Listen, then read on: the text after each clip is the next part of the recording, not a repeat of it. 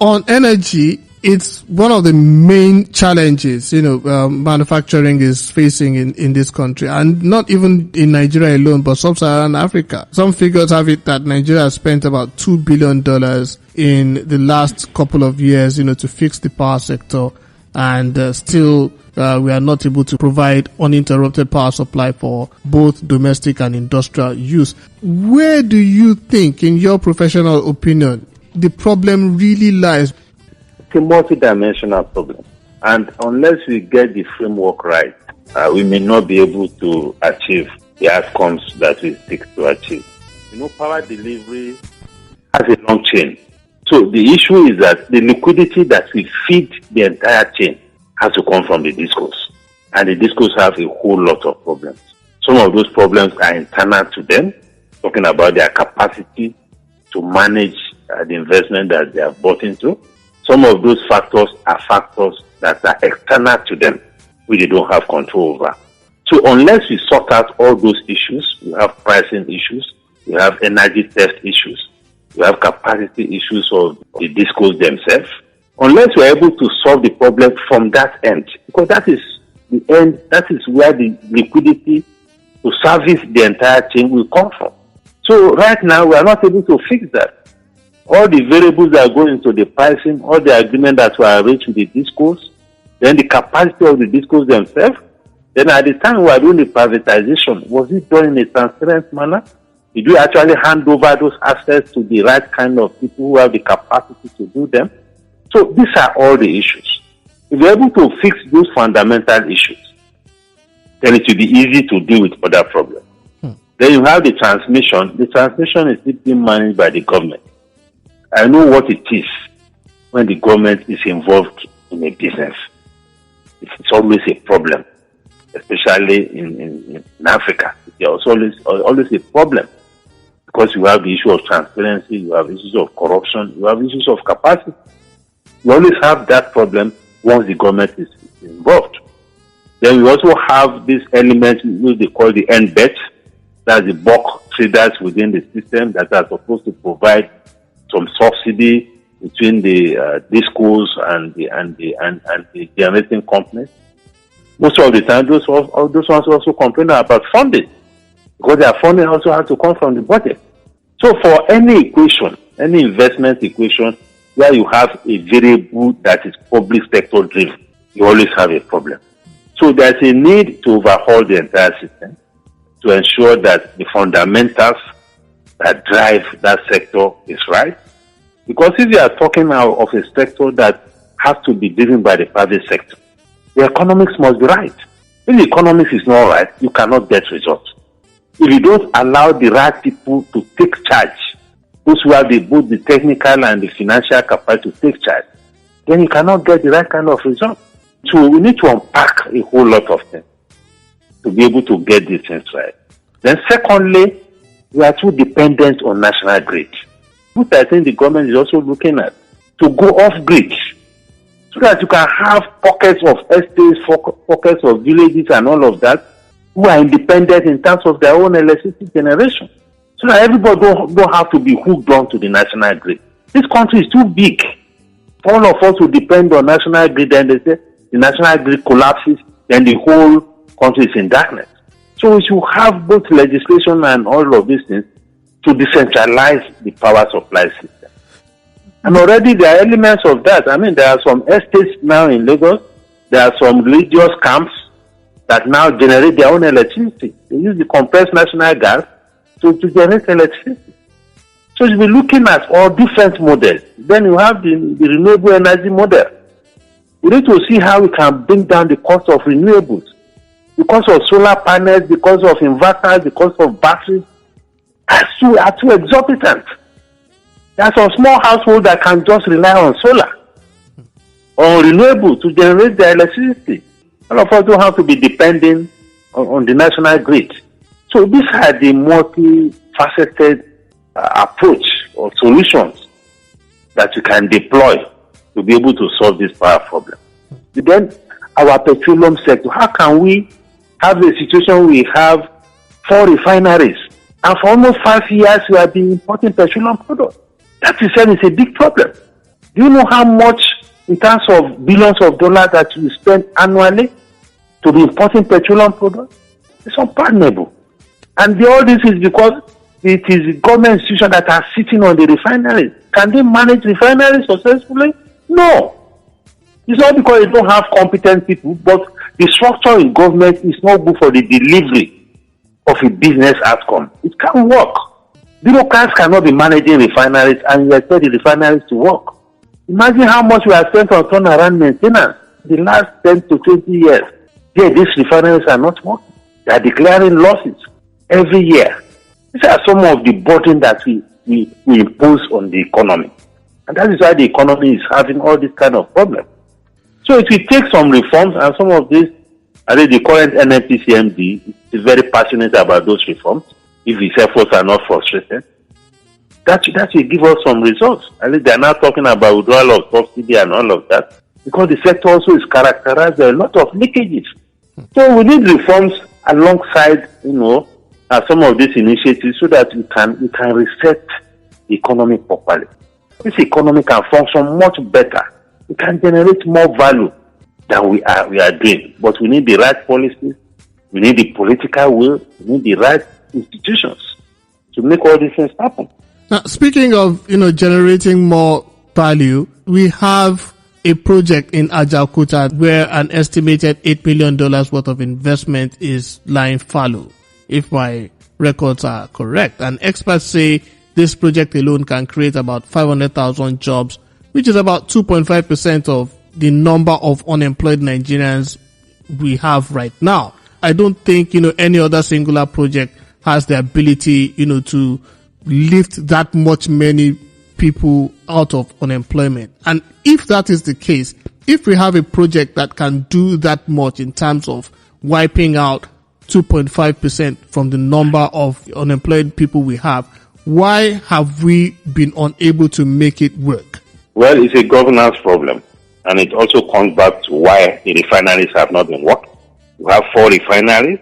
We are an oil-producing country. We have the raw material. Why have they not been working? So it's the same thing that is reflected in the Ajaokuta story. These things are being managed by government institutions. And when institutions of states, particularly in Africa, because we don't have quality public sector institutions. And if you know that as a weakness, you don't go and hand over very valuable projects to them. We should restrict the role of government to areas like security, education, health, and maybe some key infrastructure that the private sector cannot handle. For a place like Ajaokuta, what could have been best was that after the project has been put in place, we get the private sector to manage it. That would have been the best model. That kind of model is working with Nigeria LNG. It's being managed by the private sector. Government has a shares of about 49%. The private shareholders have about 51%. But the model is that it has to be managed by the private. Look at how well that business is doing. Even though they also suffer some distractions here and here from policymakers. But it's still one of the best examples of how you can get the private sector to partner with the public sector to deliver very quality outcomes. Ajaokuta, big investment, massive estates. It's a town on its own. If you have ever visited, it's a whole town. Yeah.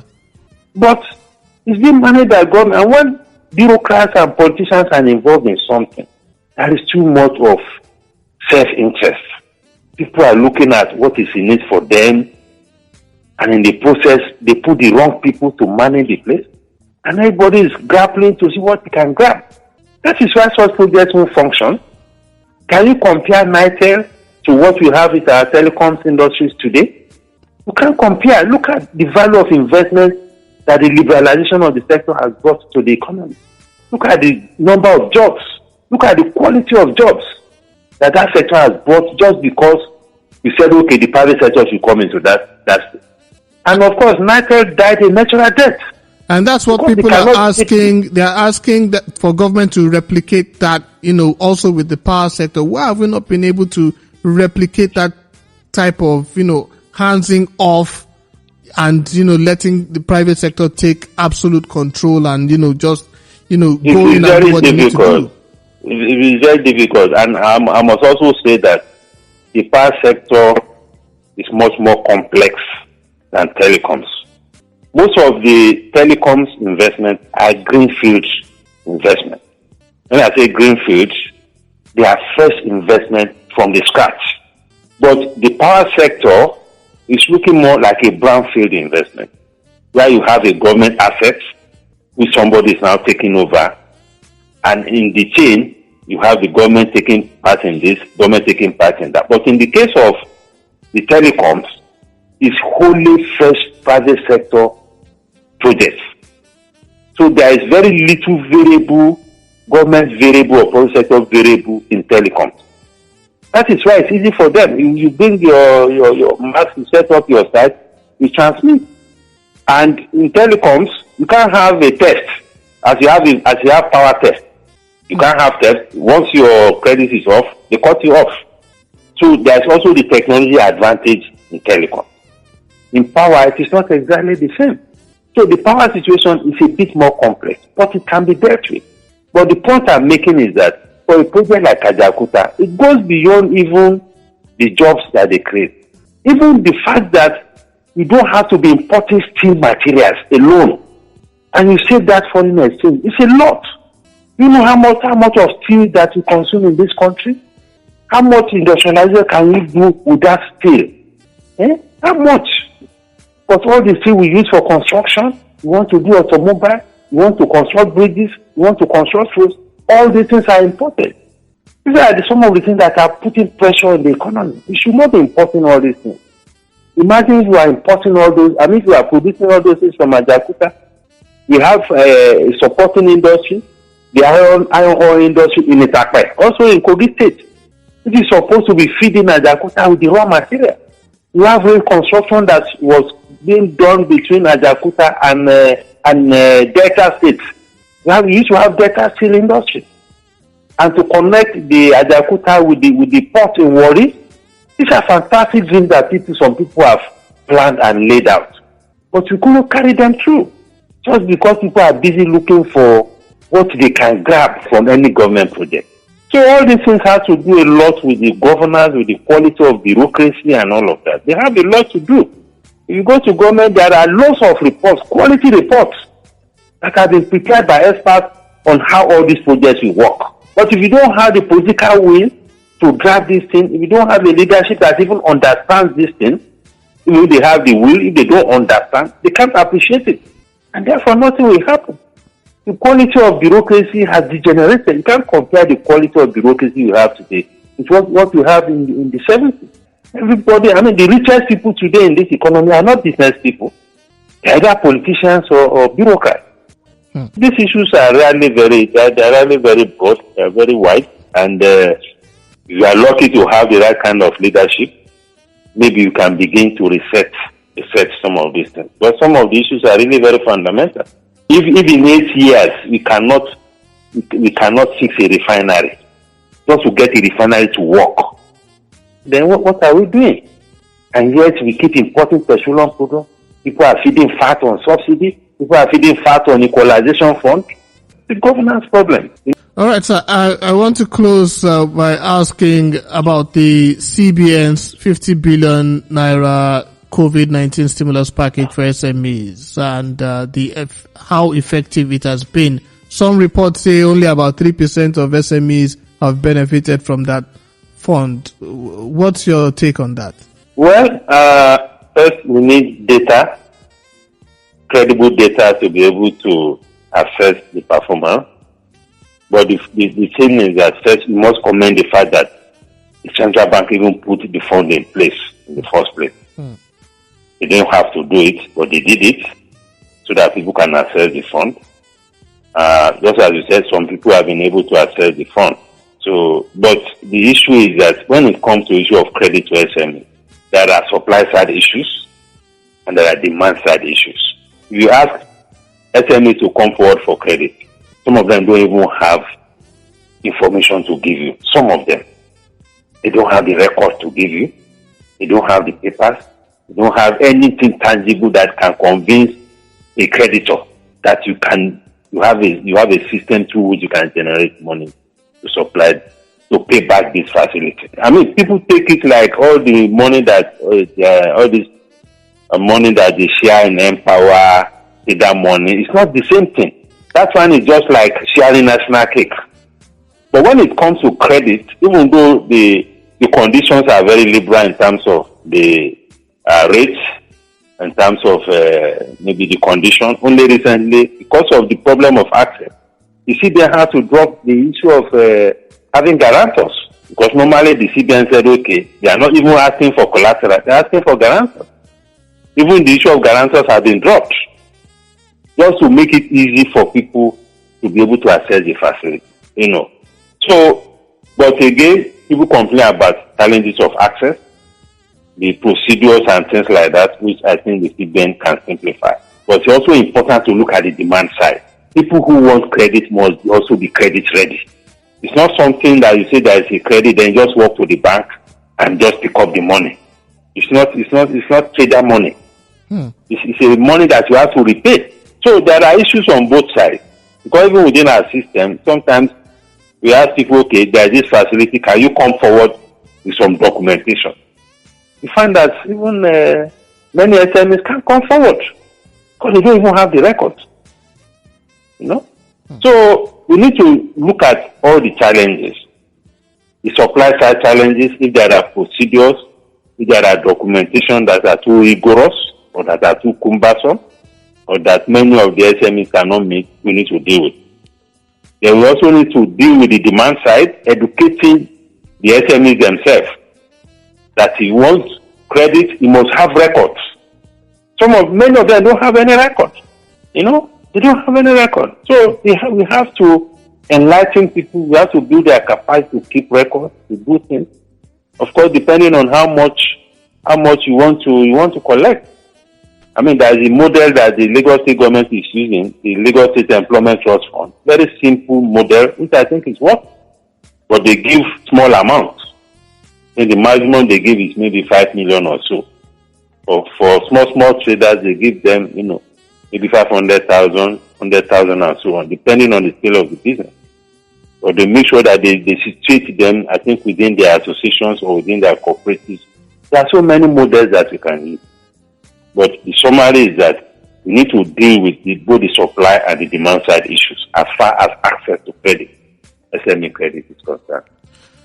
All right. Thank you so very much, sir.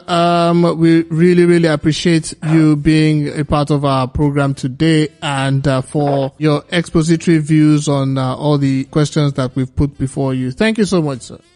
Thank you very much. It's my pleasure.